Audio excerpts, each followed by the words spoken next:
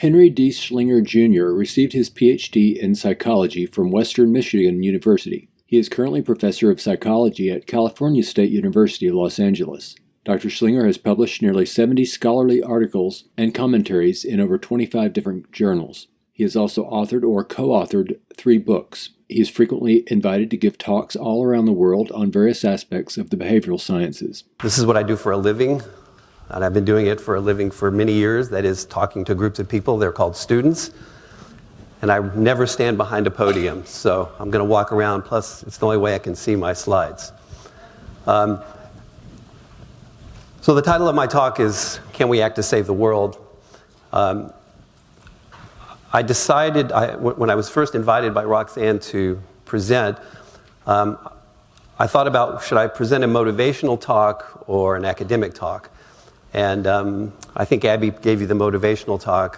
Fortunately, I decided on the more academic talk, because one of the things that attracted me to Jacques and Roxanne and the Venus Project is their understanding that without a science of human behavior, without an understanding of why we do what we do, that none of the vision of the Venus Project will ever be realized. So we can have all the technology, we can have all of the rhetoric, but until we understand why we do what we do, as we've seen for hundreds, if not thousands of years, we won't change. The title of my talk comes from an article by the behavioral psychologist B.F. Skinner called Why We Are Not Acting to Save the World. And I'm going to talk a little bit about that. Whoops. How can I go back, Kevin? Oh. Okay. So before I actually begin, I want to thank Jacques and Roxanne, first of all, for inviting me to visit the Venus Project in December. And I want to thank Roxanne for inviting me to present at this very special occasion. It's an extreme honor for me to be able to help celebrate Jacques' 100th birthday. And I hope that I'm able to contribute in some small way to not only his vision, but our collective desire to see change made. Yeah, I'm going to have to walk over here and read this. So I summarized this from the Venus Project website. What determines our behavior? The environment. Similarly to all other living creatures, our behavior is determined largely by the factors in our environment. The combination of influences throughout our lives builds our character. From the time our biological senses started to develop, different environmental influences have an impact on us, altering our behavior. Early childhood development determines behavioral health in adults, behavioral habits in adults.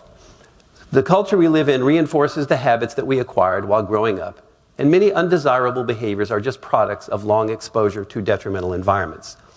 Well, of course, I couldn't agree with that more, but that's a general assumption that I hope many of us share, that is, that the environment determines our behavior.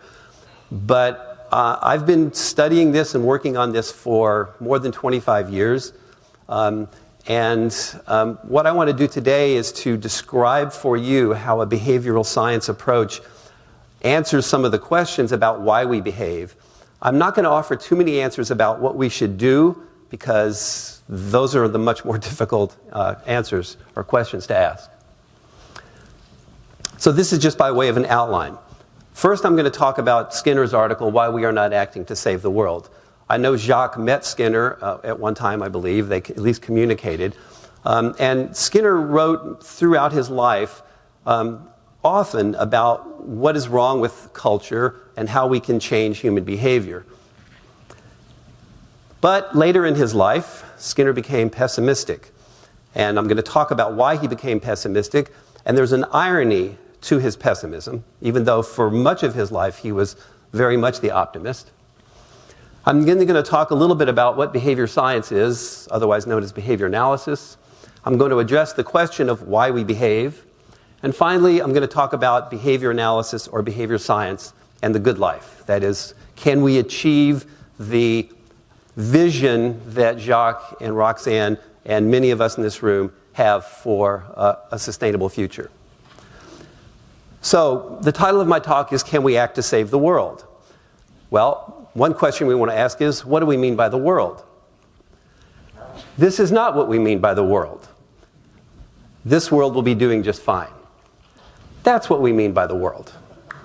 So we're very, people are they waving to themselves? I don't know. We're very egocentric and arrogant, with good reason, and I'll explain a little bit why. As the great social philosopher George Carlin stated, the planet has been through a lot worse than us, been through earthquakes, volcanoes, plate tectonics, continental drifts, solar flares, sunspots, magnetic storms, the magnetic reversal of the poles, hundreds of thousands of years of bombardment by comets and asteroids and meteors, worldwide floods, tidal waves, worldwide fires, erosion, cosmic rays, recurring ice ages, and we think some plastic bags and aluminum cans are going to make a difference. The planet isn't going anywhere. We are. We're going away. Pack your shit, folks. We're going away, and we won't leave much of a trace either. Maybe a little styrofoam. The planet will be here and we'll be long gone. Just another failed mutation, just another closed-end biological mistake, an evolutionary cul-de-sac. The planet will shake us off like a bad case of fleas. By the way, I for one miss George Carlin.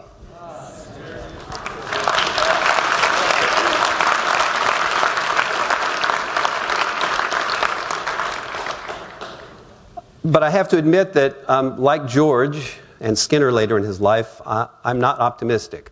I'm pessimistic and somewhat cynical. But that doesn't mean that I don't have a little ray of optimism, otherwise I wouldn't be here. And there are two things, maybe three things, that give me a ray of optimism. One is the behavior science that I'm schooled in, because I believe if everyone understood it, and I don't mean just everyone in this room, but I mean everyone, then we might be able to use it to change our behavior to save ourselves from ourselves. The second ray of optimism comes from Jacques and Roxanne and the Venus Project, because I see in what they've done, as Abby mentioned, a window by which we can hopefully open up and let in some fresh air and change things. And the third, I don't have a picture of him, but the third is my 5-year-old son. And whatever pessimism or cynicism I had lessened considerably when he was born, and every day that I spend with him lessens even more. So partly I do it for him. Now, I mentioned Skinner. I can't think of a single psychologist or maybe intellectual in the past 100 years that's been more misrepresented and misunderstood than B.F. Skinner. So it's not my job to rectify that, but I want to talk about the fact that, as I mentioned earlier, he had, for decades, addressed the same issues that the Venus Project has addressed. First, in his novel Walden 2, which was published in 1948. Now, in Walden 2, Skinner, it's a novel, so it's fictionalized. Skinner designed a community based on behavioral principles. And many people called it a utopian community, but it really wasn't a utopian community, it was an experimental community. And there's a big difference. Because as Skinner wrote in his book, practices were not immutable. Practices were seen to be changed if they needed to be changed. One of the problems with our culture is that we have no way by which to assess whether what we do works or not. And so we keep doing the same stuff over and over again, especially stuff that doesn't work. So an emphasis on experimentation was critical. In 1982, he wrote an article, which I mentioned, titled Why We Are Not Acting to Save the World. I'm going to talk about that article. In 1985, he wrote an article titled What is Wrong with Daily Life in the Western World? And much of which he cited as being wrong, Jacques and Roxanne and others in this room have also talked about. By then, by the way, he was beginning to be pessimistic. So I want to talk a little bit about his article because I don't need to reinvent the wheel. We know that there are a lot of problems caused by human behavior. And by the way, let me just say this, because I'll mention this several times. The problems aren't with the human mind, they're not with human will, they're not with human motivation. Those things are not real things. Those things are made-up constructs. The problem is with what we actually do. So, these aren't all of them, these are just three of the main ones. Overpopulation is obviously a huge problem. As a result of that, we are exhausting our critical resources, the ones that we would need for a resource-based economy. And as a result, the Earth grows steadily less habitable for humans and for many other species. So why are we not doing more? Especially since we've made extraordinary progress in all kinds of scientific technology, space exploration, genetic engineering, electronic technology. Well, what are some traditional explanations for why we are not doing more? I already mentioned them. People say we're not doing more because we lack resolve. We lack the will. Somebody in the video said that, I think. Or we're just not motivated. But you see, those aren't real things. Those are not scientific concepts. You can't find willpower or resolve or motivation. Those are words that we made up, right? So traditional explanations, while they sound good and they match with the way we've been raised, which is we've all been raised as Cartesian dualists, they match the way we've been raised, so we don't really question them. But of course, they can't be good explanations because they haven't solved any problems. So here are some problems Skinner cited. A minor one is, how do we affect a future that isn't here? That's not really unresolvable because the future is now and then the future is now. So but this is a more difficult one. How can we be affected by a future that isn't here? You can tell people all kinds of bad stuff that's going to happen as a result of climate change or as a result of other things, but telling them about it, the future is not here. It cannot come back into the past and affect the present. That's a very difficult problem. Skinner also mentioned the fact that we are hostages to our genetic history. What did he mean by that? Well, I'm going to get a little bit more technical.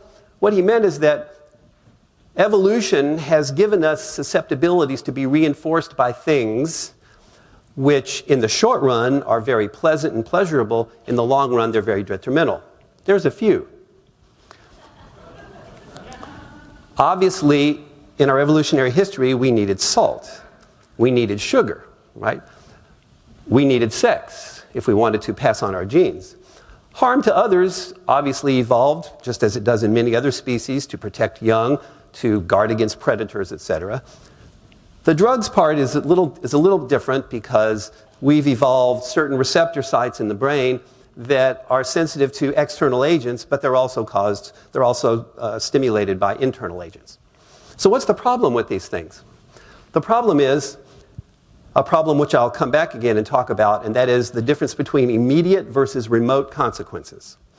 The immediate consequence of ingesting sugar or salt or having sex or doing drugs or even hurting somebody are very powerful reinforcers. That means we will engage in the same behavior to produce those things. I don't need to convince you all of that. You all like your chocolate, you like your salty stuff, I assume you like your sex, and those of you who ingest drugs, you probably like those too. This is a serious problem. This is a serious problem because in order to solve problems related to these things, we need to bring remote consequences to be more immediate. That's a very difficult problem to solve. So, what are some traditional solutions? By the way, when I use the word traditional, that means not good, okay? Warn people of the potential consequences. This is what we do all the time. We warn people of the potential consequences. By the way, this is what parents do with little kids. And by the way, it doesn't work, okay? And then, as an alternative, we give them advice about what to do instead. Don't run out into the street and play. Rather, play in the front yard, okay? I see parents doing this with 3-year-old kids. The 3-year-old kid has no clue what the parent's talking about. This doesn't work with kids. It doesn't work with adults. Maybe a few adults, but most adults it doesn't work with. So we obviously need another solution. As Dr. Phil says, how's that working for you? Okay? I don't watch Dr. Phil, but I do like this line because it's not working.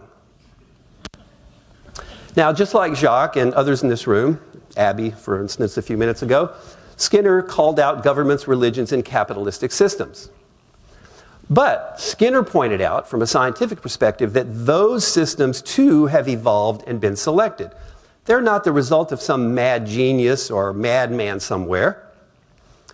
These systems mete out both negative and positive consequences in our culture. For example, money and goods. Those are immediate reinforcers that these systems use to induce people to work for a future beyond their own. But it's not a future of us, it's a future for business and industry. Their justification is said to be, well, you have more abundant production and distribution of stuff. And as Abby pointed out and others, we like our stuff. Without those so-called justifications, governments, religions, and capitalistic systems would not be able to maintain their control. However, suppose the futures of governments, religions, and capitalistic systems were congruent with the future of the species, well, we wouldn't be here today, would we? Our problems would be solved because they have the resources and wherewithal to do that. But it doesn't behoove them, it doesn't behoove us, or them for that matter, to do that. This is from Skinner. Governments, religions, and capitalistic systems, whether public or private, control most of the reinforcers of daily life. They must use them as they have always done for their own aggrandizement, and they have nothing to gain by relinquishing power. Those institutions are the embodiments of cultural practices that have come into existence through selection. I'll talk about what that means in a second. But the contingencies of selection for those systems are not congruent with or in conflict with the future of the species. So let me talk about what he means by selection. Skinner wrote an article called Selection by Consequences. The first kind of selection by consequences is biological evolution. Obviously, in biological evolution, when individuals come into the world with traits that are beneficial in a given environment, then they live long enough to pass on those traits to their offspring. That's how genes evolve. The term selection refers to the fact that living long enough to pass on your genes selects those genes for future generations, assuming the environment doesn't change. Skinner, who was one of the main discoverers of operant conditioning, applied this metaphor of selection to the individual. So the individual's behavior is also selected by its consequences. Every time you behave, it produces a consequence. Now, I'm not using the word consequence the way my dad used it when I was growing up. Like, if you don't behave, you're going to get the consequence. I just mean anything that behavior produces, all the products of behavior. If I had more time with you, I could convince you of this, but I'll just tell you now, every single thing you do your entire life produces consequences. And those consequences determine whether you continue to do those things or whether you don't continue, in a very simple way. The third level of selection, of the metaphor of selection, has to do at the cultural level. So when we talk about governments, religions, capitalistic systems, they have evolved culturally. There's a hint of it in the documentary, but obviously they have evolved and they've been selected for. The contingencies that have been created are favorable for those things to continue. So in our effort to think about how to change that, we need to think about what are the cultural contingencies for those institutions. So, possible solutions. Well, Skinner's solution is turn to science, the same as Jacques and Roxanne. Skinner believes that we need to find scientists who are uncommitted to governments and religions. Now, there are some who are committed to them, but many are not. For Skinner, scientists can give us the best picture of the future. And in fact, we're living it right now, because climatologists and climate scientists are giving us a very accurate picture of what the future will be like, because the future is here. You live in, many of you, not all of you, many of you live in Florida, and you know that by the year 2100, you're going to have to move. Florida's going to be underwater. It's already underwater. I live in California. We need your water, okay? So the future is already here with respect to that. For Skinner, however, the scientists that we need to turn to are behavioral scientists. So, I'm here to tell you that we already have the science needed to design a world that will take our genetic nature into account, whatever that genetic nature is, and correct many of the miscarriages of evolution. It's called behavior science, also known as behavior analysis. Now, Skinner also pointed out that you can't simply impose a new system on the world. You can't impose things on the world that will produce counter-control and resistance. Nor could any new alternative escape selection by consequences either, because any new practice that we install would appear as a variation only to survive if it contributed to the strength of the group. So, keeping in mind this notion of selection. Now, Skinner ended his article with a story. Here's our story. If the evidence survives, visitors from outer space may someday reconstruct a curious story. The Earth was a small planet, but it proved suitable for life.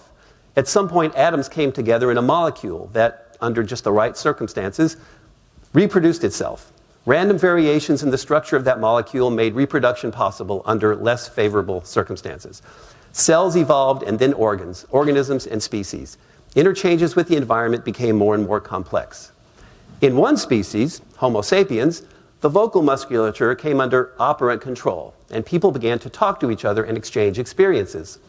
Elaborate cultural practices evolved, among them science and technology. Unfortunately, they were used to support genetic dispositions that had evolved at an earlier stage. Because food was reinforcing, people raised, stored, and distributed vast quantities of it. Because moving about was useful and exciting, they invented trains, cars, airplanes, and spaceships. Because good things could be taken from other people and then needed to be defended, they invented clubs, guns, and bombs. Because they wished to avoid ill health and the threat of death, they practiced medicine and sanitation. They lived longer and their numbers increased, and they took over more and more of the earth and brought it under cultivation. They consumed more and more of its irreplaceable resources. In the struggle for what was left, they began to build weapons so powerful that they could bring life on earth to an end. Perhaps you can understand why Skinner became pessimistic later in his life. But he did offer two possible solutions, two possible endings for the story. Here's the first one. This is the more pessimistic one. A few people saw the danger and worried about it, but their proposals conflicted with the practices that were supported not only by immediate and hence more powerful consequences, but by the out-of-date moral and ethical principles that had been invented to justify them. Here's the more optimistic ending. Those who saw the danger began to study human behavior with the methods of science. They turned from observing what people had done up to that time to observing what people did under carefully controlled conditions, that is, experimentation. A science and a technology of behavior emerged. Better cultural practices were designed, and the species survived for many thousands of years. I left that part off. Now, the author Paul Chance in 2007 noted that toward the end of his life and career, B.F. Skinner became pessimistic about our ability to use behavior science to solve the problems facing us. Now, why was that ironic? It's ironic because he's the one who helped develop the behavior of science, and it's the thing that made him most optimistic throughout most of his career. It's hard to imagine, but he discovered that you can get organisms to behave exactly as you want them to by arranging their environment. That's got to have been a very powerful thing for someone to see. And once you see that, you think, oh my gosh, we should be able to apply this culture-wide and get people to change their behavior. So, there's the irony. Now I want to just list 5 of these things, 5 of the aspects of behavior science that Skinner helped discover that made him pessimistic. The first one I've already mentioned, that is, immediate consequences outweigh delayed or remote consequences. This is perhaps the big one. We all behave for the immediate consequences of our behavior, all of us. Very few of us behave for remote consequences, and when we do, it means that others have made other immediate consequences contingent on the behavior so that we could reap the ultimate consequences. So, for example, if you eat bad food, high in cholesterol, high in fat, high in sugar, whatever, then you run the risk of developing serious conditions. But you might have a group or parents or friends who reinforce healthier eating on your part. Now, the healthier eating, for the most part, is not as tasty as the bad eating, but you don't do it for the good taste. You do it because you have a group around you that reinforces that. If someone tells you, if you keep eating even that chocolate cake and those cookies, you might get diabetes. Well, when's the diabetes? First of all, it's not probable. It's not 100% probable, so you might not get it. The old story, my granddaddy smoked 3 packs of cigarettes till he was 100, and, Yeah, well, that's true for very few people. But most people who smoke 3 packs of cigarettes aren't around to talk about it. But it's a remote consequence, okay? So this is probably the most powerful one. If we're going to redesign the culture, we need to find other consequences that can mediate that delay. Consequences for the individual outweigh consequences for others. We are selfish individuals. We are genetically selfish. You are here not for any purpose in the future. You are here, well, I'll tell you a story. My mother, she doesn't ask me these questions anymore, but she said to me, why am I here? What's my purpose? And I said, well, Mom, you really want to know? I said, you're here because your parents had sex. No, that's not what I mean. I mean, what's my purpose? I said, well, you know, Mom, you've already served your purpose. You've reproduced yourself 3 times, okay? So that's not what she meant, obviously. That's why she doesn't ask me these questions anymore. But consequences for the individual outweigh the consequences for the others. If you're going to redesign a culture, you need to redesign it so that people behave. We're all going to behave selfishly, but we need to behave so that what reinforces us also benefits others. There are plenty of people who do that, but many people who don't. Coincidental events often strengthen ineffective behavior. Prayer is a good example.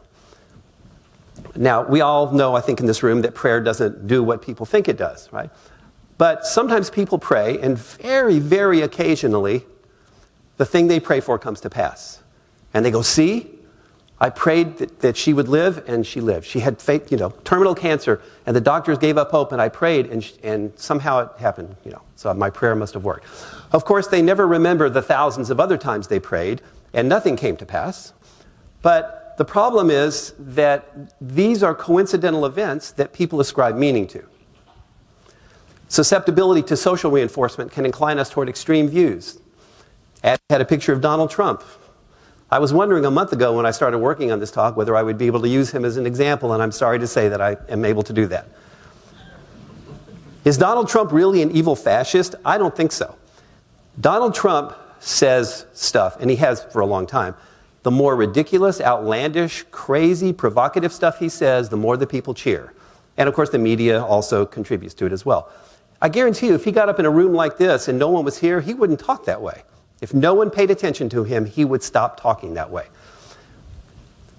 So, and he's just an example, right? We have plenty of examples of people with extreme views, and their extreme views aren't because they're bad or evil or whatever, it's because they get attention for it. And finally, the use of aversive control tends to reinforce the behaviors who use it, the behavior of people who use it. Whenever a parent uses aversive control, which means threats, punishment, to get kids to behave, the parent's behavior is reinforced because the kid behaves. So we need to design a culture or a world where using that kind of control does not reinforce the people who use it. So is there hope, or is there even time?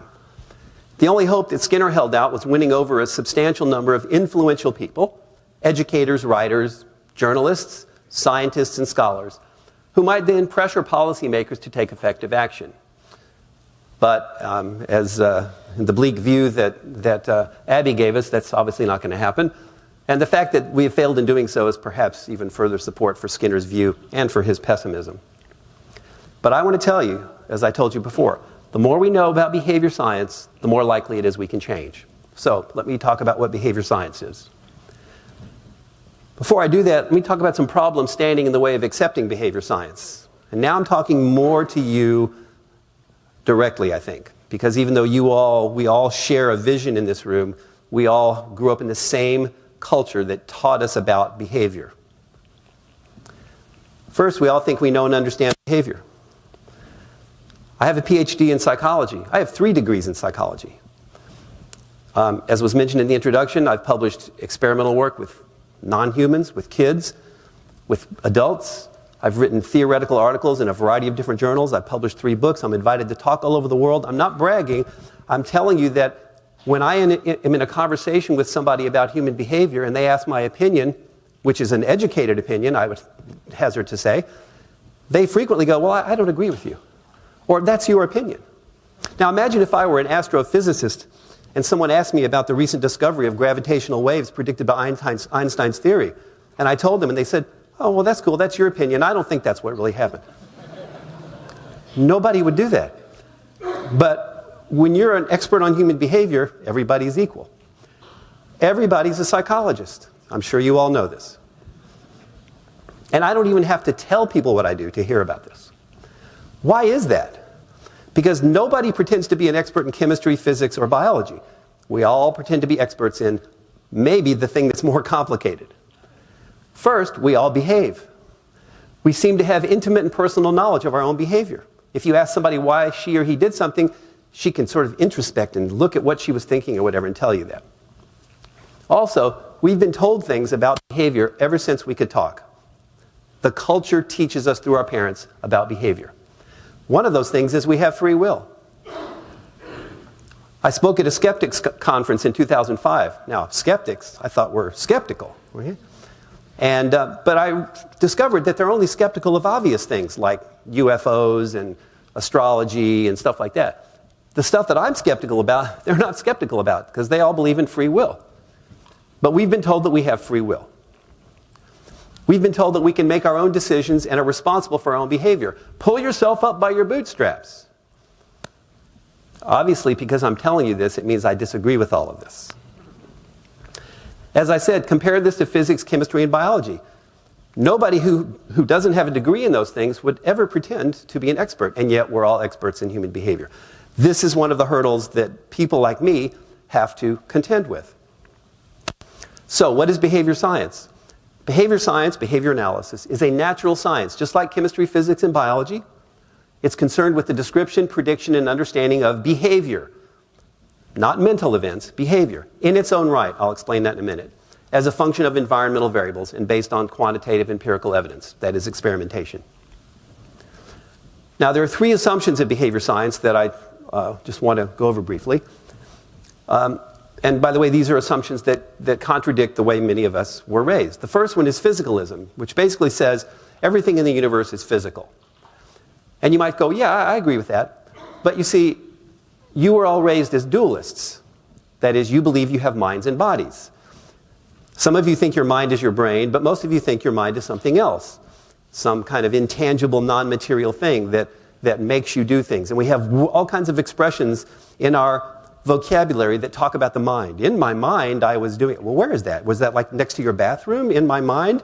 You know? Explanations of behavior, then, have to point to physical events. They can't point to mental events. Number two, determinism.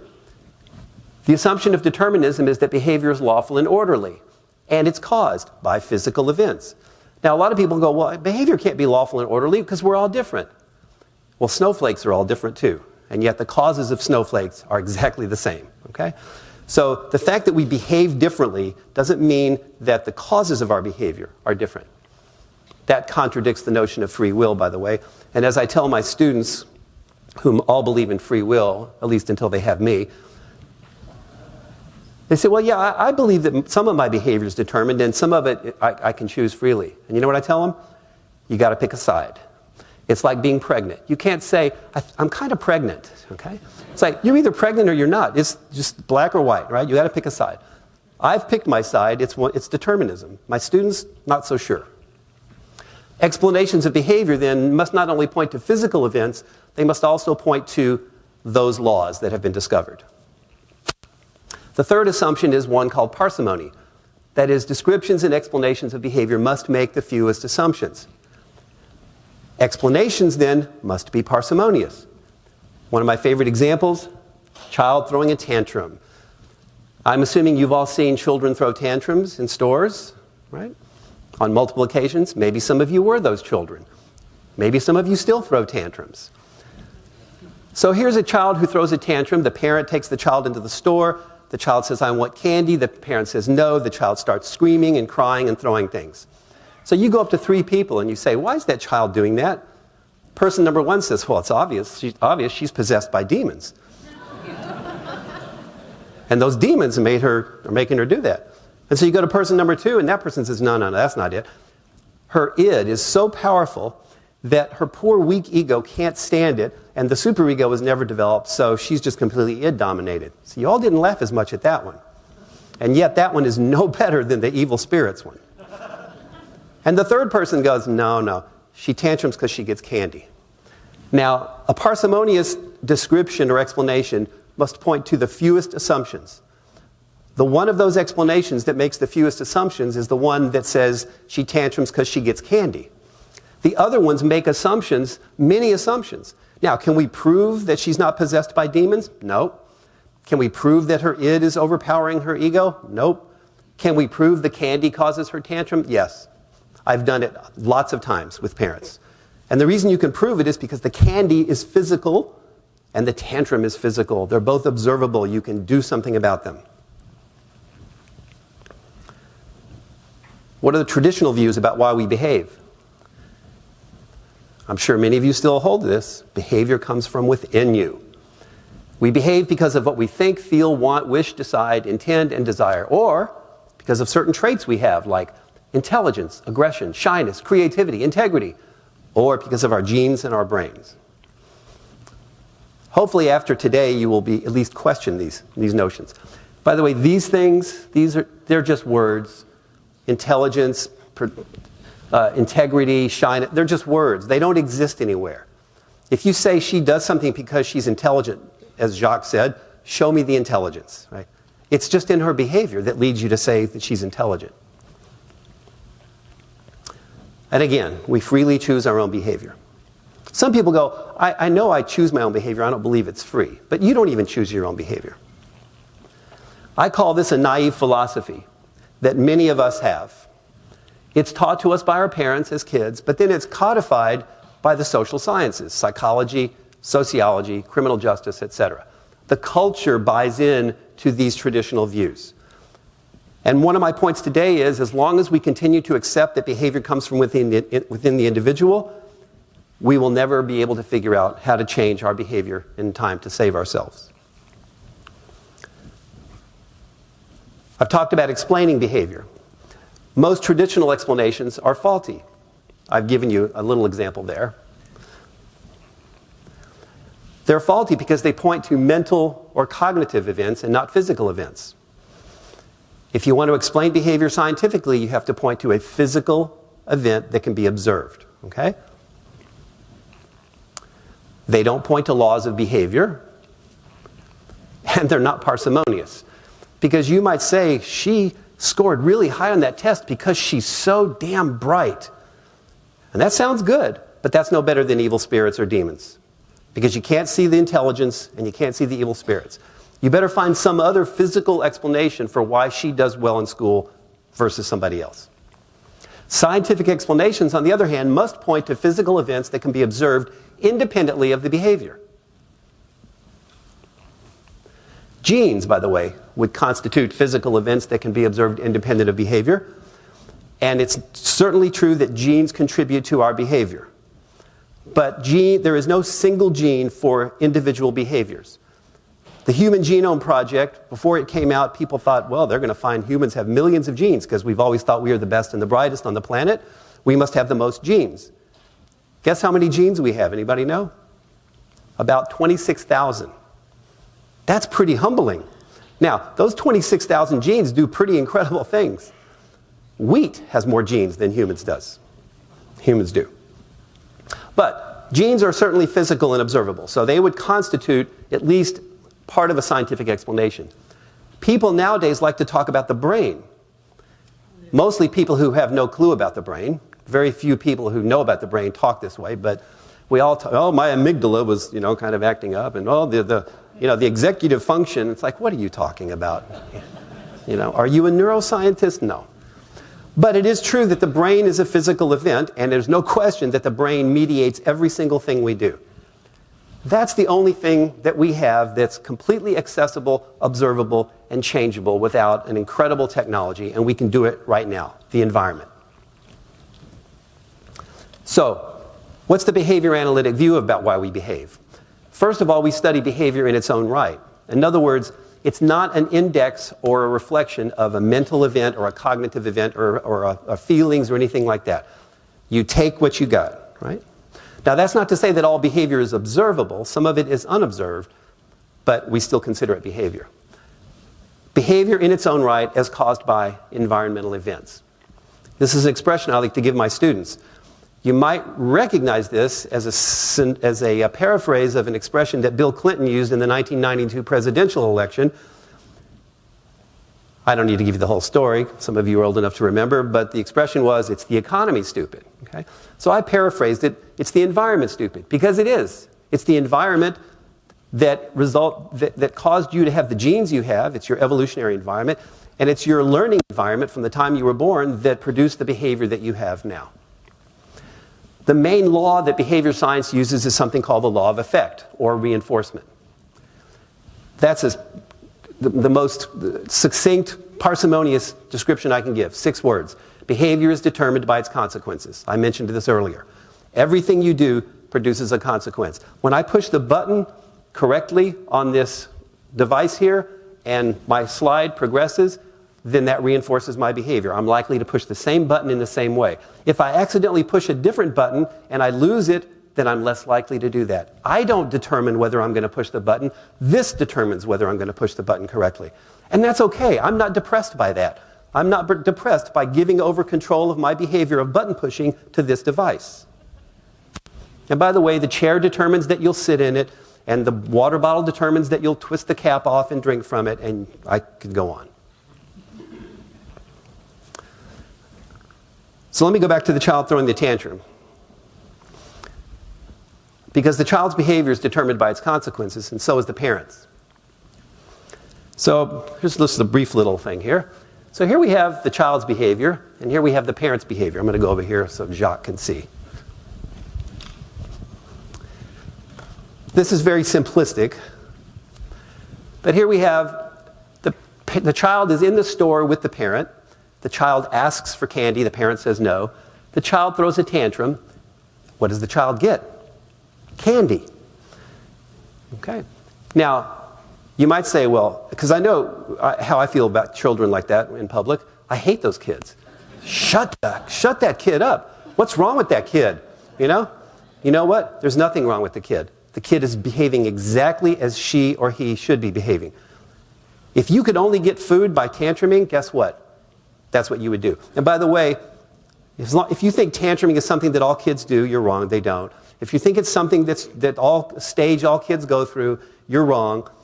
If you take a kid and put them on a desert island all by themselves, they will never, ever tantrum. I'll let you think about why. But there are two actors on the stage. That's the child's behavior. By the way, that stands for positively reinforcing consequence. That means the next time the child and the parent are in the store, the child's going to do the exact same thing. The parent is in the store with the child, and the child starts tantruming. What does the parent do? They give candy. What do they get? Quiet. The child stops tantruming. So the parent and the child, you would predict, will do the same thing over and over again. And they do. And it gets worse between the two. Some of you may know. I don't need to tell you that. My point with this example is this. Both the parent and the child's behavior are completely determined by the consequence. I've worked with a lot of parents. Many of them have children who cry or tantrum in various places. And if you stop giving the child candy, guess what? The child will stop tantruming. Do you need to talk about what the child feels, what the child thinks, what the child expects? Nope. You stop giving them the candy, they will stop tantruming. Sometimes parents ask me what to do when their little princess comes home from preschool and says the F word. Because you know how parents react, right? Oh, don't say that's a bad word, right? Now look at it from the child's perspective. Children like cartoons. They like dramatic things. So they come out with some word. They have no clue what it means. And what do they see you do? Behaving like a cartoon character. And guess what? They use it again and again. So I tell parents, if your child comes home from preschool and says a bad word, pay it no attention. Well, how will they ever learn that it's not an appropriate word to say? Because they won't say it again if they don't get attention. That's how they'll learn. Parents have a hard time understanding that. Behavior is determined by its consequences. So, how can we achieve the good life? Well, I would have to say the natural sciences have done their share. Psychology has failed. Why has psychology made such little progress? One, a continued adherence to dualism. They still talk about mind and mentalism and cognitive events. I don't talk about them anymore. Do I use them in casual conversation? Sure, because I'm a human. Right? But in scientific conversation, I make no mention of them. And they lack a true experimental methodology. As I mentioned earlier, and as I believe is implicit in the philosophy of the Venus Project, you have to have experimentation at all levels to figure out what works. In fact, all of the research centers that they've designed into the Venus Project, that's what they do. So there needs to be one for human behavior, a research center for human behavior. Behavior analysis, behavior science is the exception. It's not dualistic. We study behavior in and of itself. And it has already discovered laws of behavior. Now there's an applied branch of behavior analysis, which has already improved the lives of many people by offering practical solutions to many behavioral problems. And in a very simplistic way, by reducing problematic behaviors and increasing healthy, productive behaviors. Now, I'm not going to read this list, I'll just put it up. This is just from one volume of one of our journals. This is just a list of topics that have been changed by applying the laws of behavior.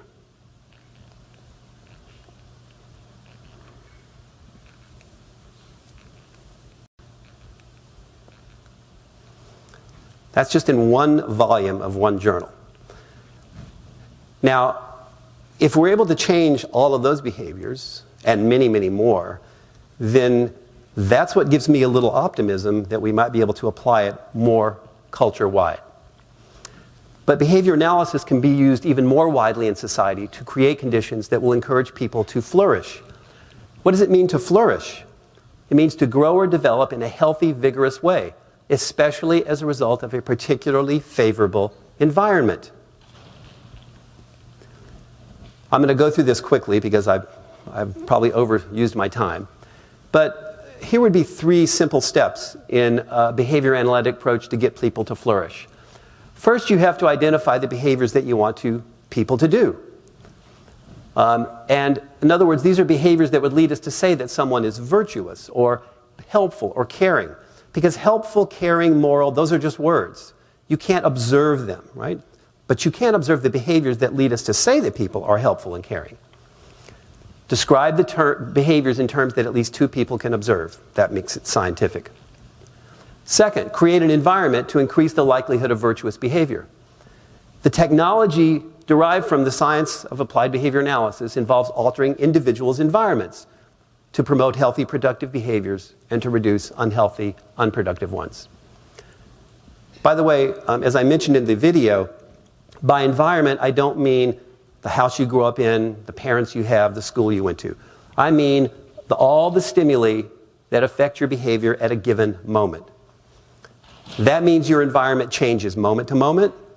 It means that your environment is inside you as well as outside you because there are stimuli inside your body, like pain. It also means that no 2 people can have the same environment. Even if you're physically conjoined identical twins, you cannot have the same environment. Now, the traditional notion of environment is much simpler, but it's also an ineffective one. This is a much more complicated one, but much more effective. Third step, use experimentation to confirm that behavior did in fact change. How often do you go to a therapist and you leave and you say, how are you doing? I think I'm doing better. Well, you mean you don't know? No, I feel a little bit better, yeah. Right? Or you go to the chiropractor, which by the way, well, don't get me started on chiropractors. Yeah, I'm doing good, right? Do you have to go back next week? Oh yeah, I go every week. Well, what's the point, right? We're supposed to fix you, right? There should be some way of telling whether you are different or not other than your own self-report. Experimentation is the hallmark of all sciences, including a science of behavior and its technological application. So here's a vision of the good life that we've already seen. It's just one vision. Seems like a good one to me. This is from my visit to the Venus Project. But the good life, a life of virtuousness, a sustainable, resource-based economy, will not happen unless or until we understand why we do what we do and we can arrange environments to change what we do. That's why I think I'm here today and why I was included in the video. As Skinner said, either we do nothing and allow a miserable and probably catastrophic future to overtake us, or we use our knowledge about human behavior to create a social environment in which we shall live productive and creative lives and do so without jeopardizing the chances that those who follow us will be able to do the same. So I believe that between my 5-year-old and the Venus Project and a behavior science, that we can actually begin to achieve that. Thank you very much.